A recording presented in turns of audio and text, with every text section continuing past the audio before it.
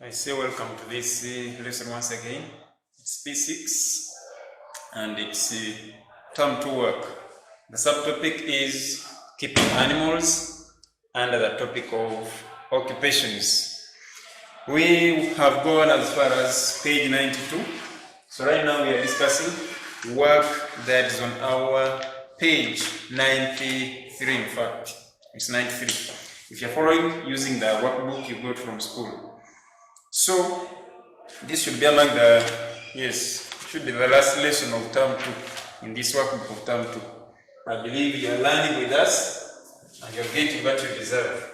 So today we are looking at conditional sentences. Yes, our topic or subtopic is conditional sentences. It's grammar. So under conditional sentences, as you may have seen in P5, P4, or even term 1 of P6, teachers must have said something about conditional sentences. We are saying a conditional sentence has two major parts. That is the if clause and the main clause.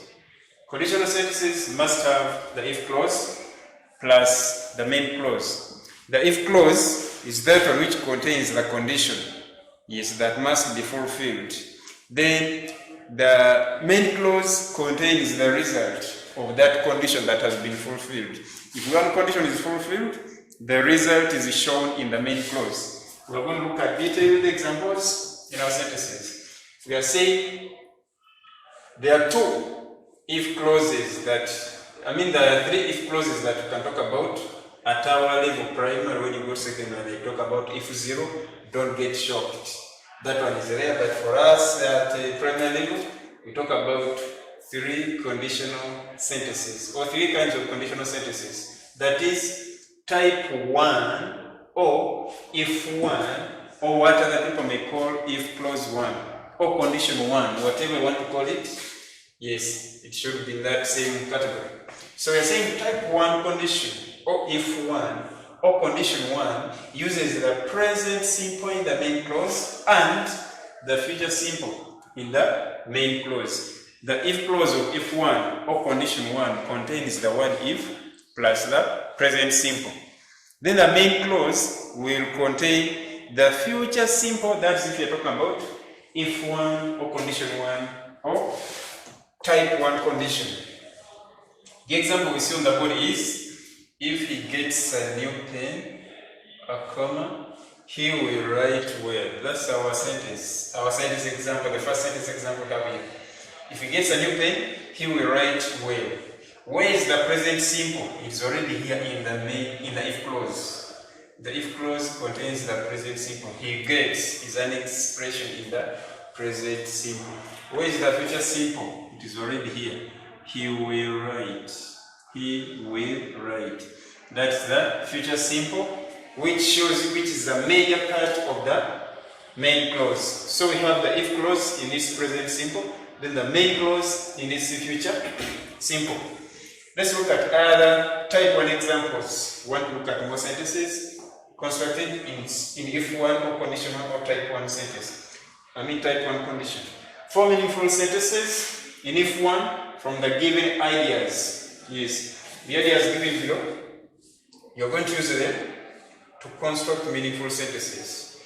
We have spraying the hat, then chasing away flies. Spraying the hat, chasing away flies. Teacher, where is your full stop? There is no full stop, I swear. Why? This is not a complete sentence. There is no calculator here. Why? This is not a complete sentence. This is just an expression, but it's not a complete sentence. That's why you don't say full stop here, you don't say calculator here.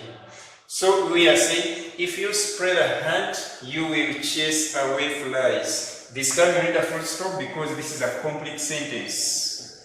That's why you must put that full stop.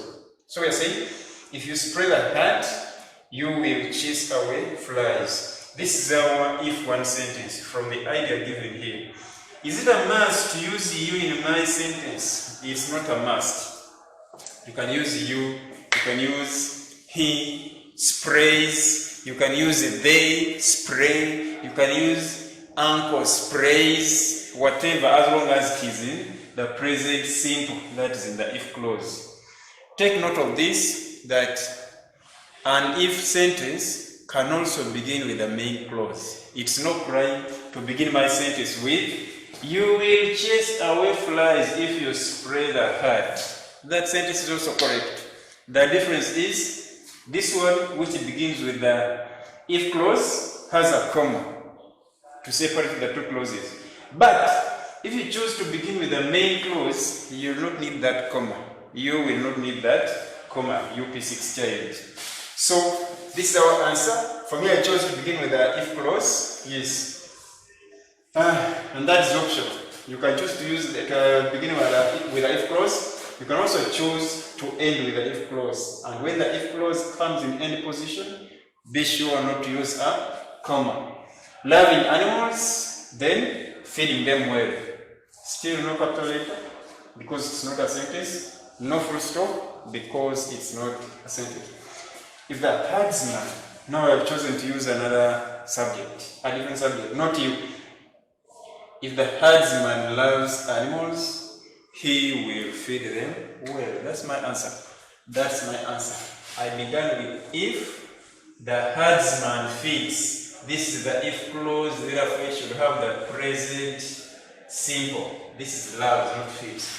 If the herdsman loves animals, he, future simple now in the main clause, he will feed them well. I can also choose to begin with the main clause, and that's why I told you, you do not need a comma.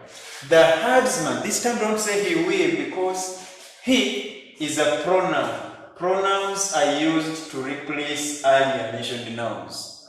But you cannot begin with a pronoun, then you bring the noun, the herdsman, ahead. So if you are bringing this at the beginning, make sure again you apply the herdsman here. You say, the herdsman will feed the animals well if he loves them.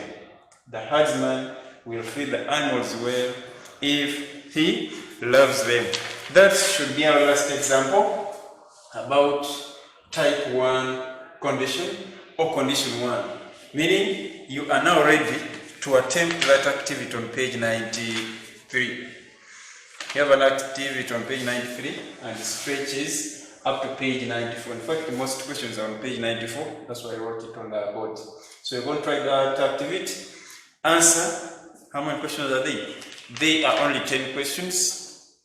Yes, 10 questions. Use the guidance you've got from the examples and the explanation so that you can answer those questions correctly. Success as I take you to type 2 or condition 2 or if clause 2 as some people call it, or if 2. Yes. Has many names. Yes, you just choose what you would like to call it and things become easy. Okay, type 2 condition or condition 2. Condition 2, we are saying here we are talking about an impossibility. Yes, something impossible. We are talking about an imagination. We are just imagining. We are talking about an impossibility. If it is not an impossibility, it is an imagination. You can imagine, I wish I were God. Hey, you're just imagining, you are not God. And it is even impossible for you to be God. To be God. Sorry. Look at an example of this expression. If my brother were an animal, he would not sleep at night. That's an example of an expression. If it is an imagination, because my brother is not an animal, it is just an imagination. If my brother were an animal, he would not sleep at night. Okay, let's look at more about if 2 or condition 2. To emphasize the impossibility or the imagination, we use were instead of was. Do not use was in if 2.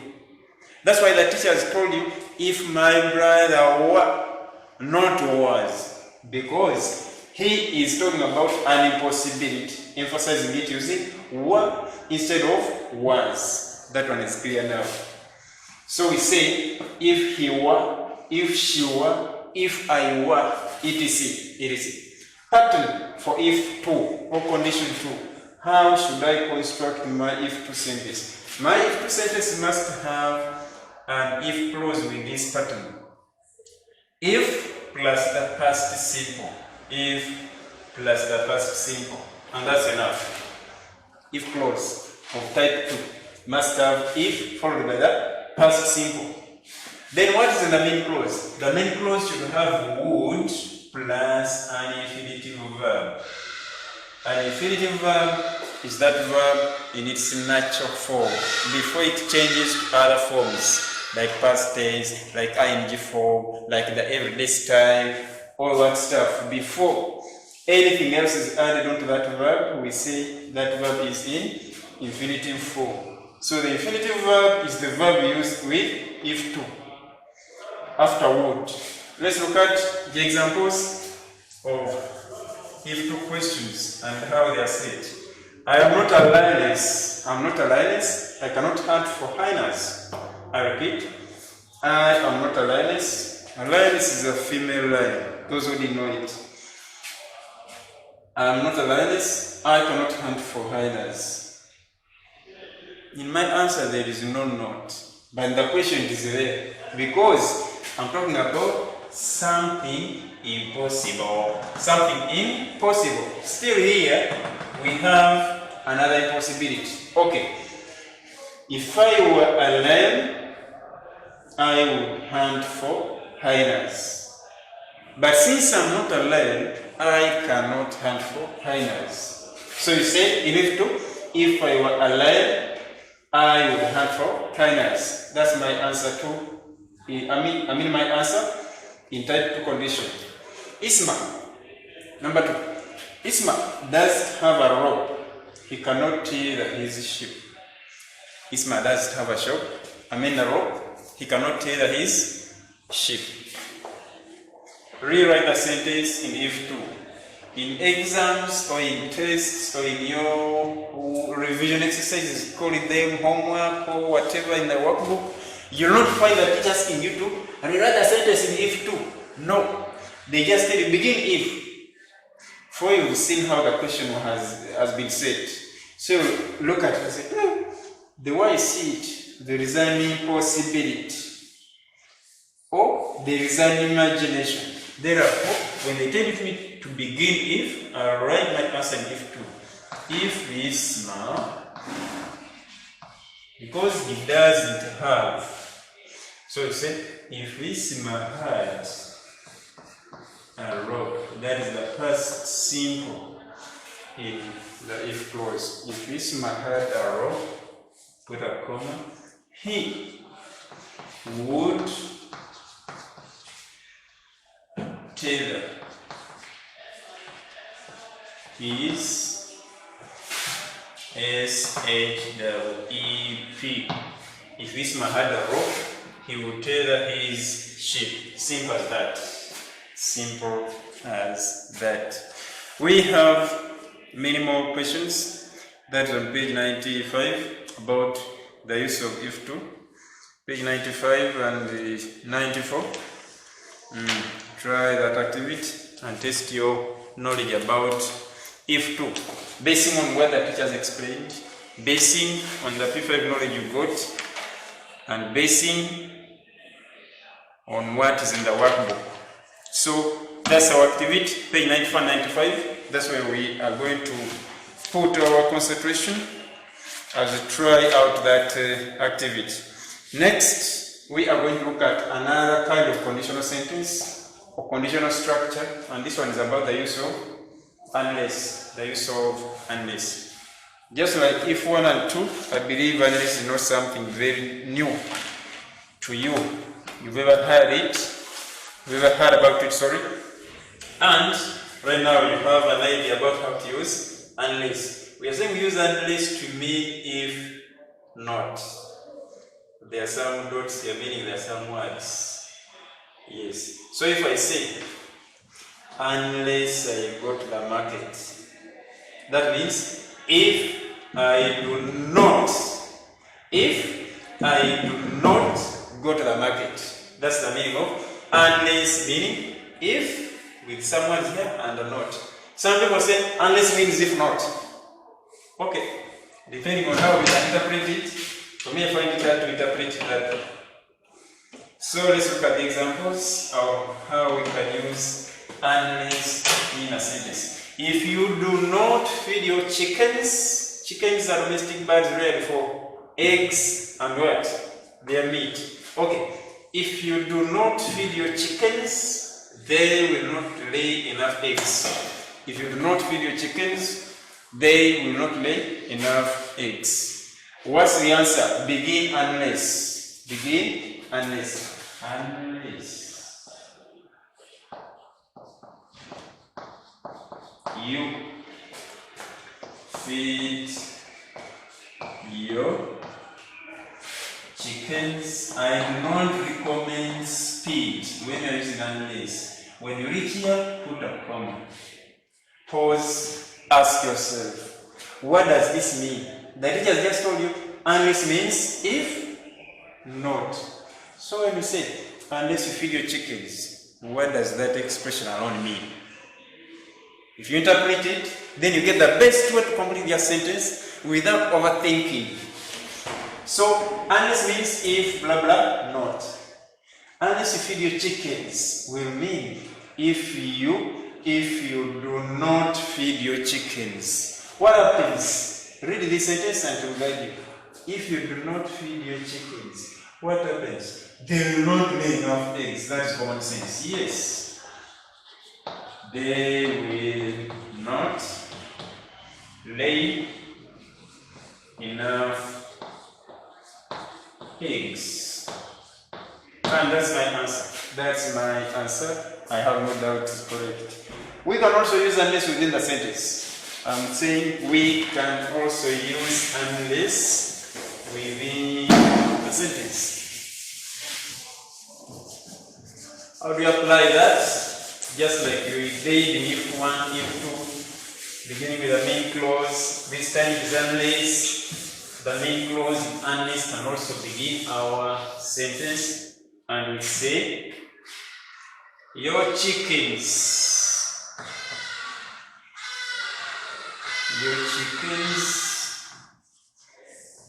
will not lay enough eggs.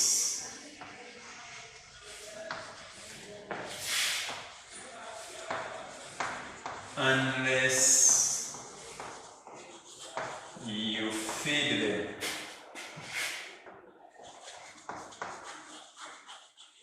And this means your chickens will not lay enough eggs if you do not feed them. The best way to use unless is to begin with it. Yes, this unless within the sentence is a bit complex, but being in P6, it is a must for you to learn it. That's why I'm writing this answer down on the board. One day they'll ask you to use unless within the sentence. Don't get lost. Know what to do. That dog will bite you if you disturb it. That dog will bite you if you disturb it. Begin unless. Unless you disturb that dog,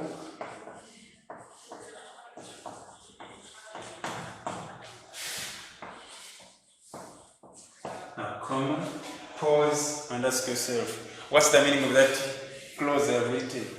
Unless you disturb that dog.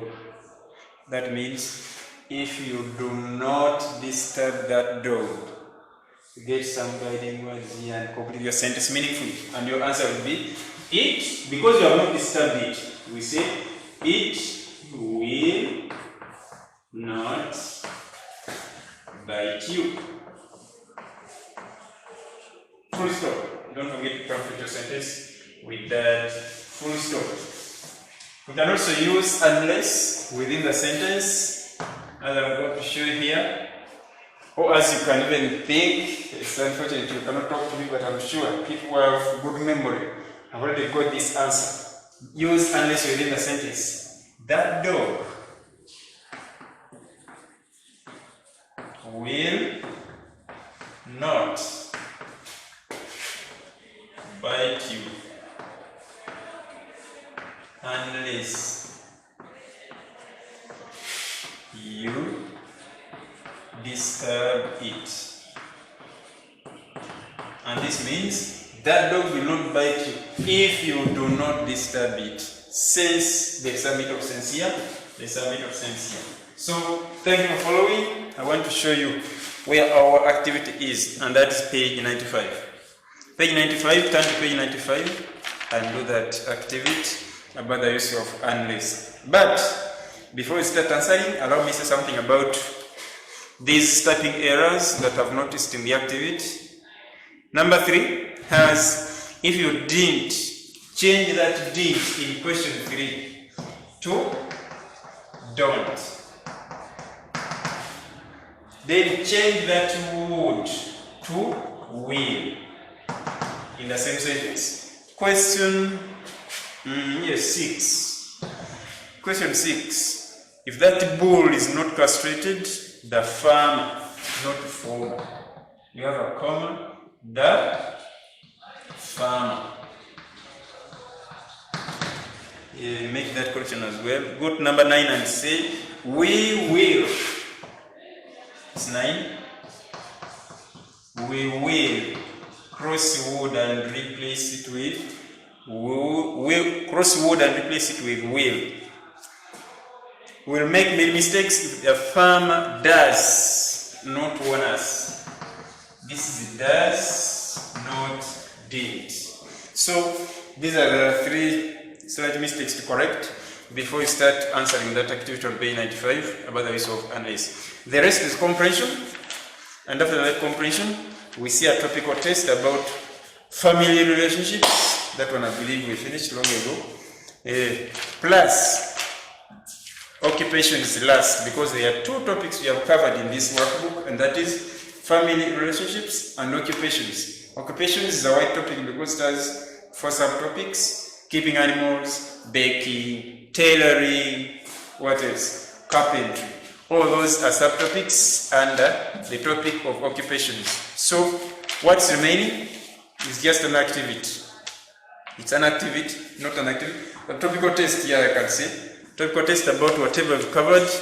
Use this time to go through all that work and make sure you fill it correctly in the best handwriting. Do not write before you think. Write and make sure whatever you've written, you have no chance of crossing it. Yes. God bless you. See you in our term 3. Yes, when that time comes to discuss term 3 workbooks.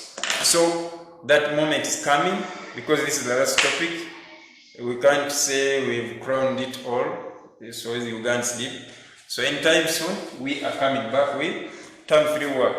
When the workbooks are ready, we'll be calling you to come for them. Thanks for watching. Thanks for learning with us. Have a blessed day.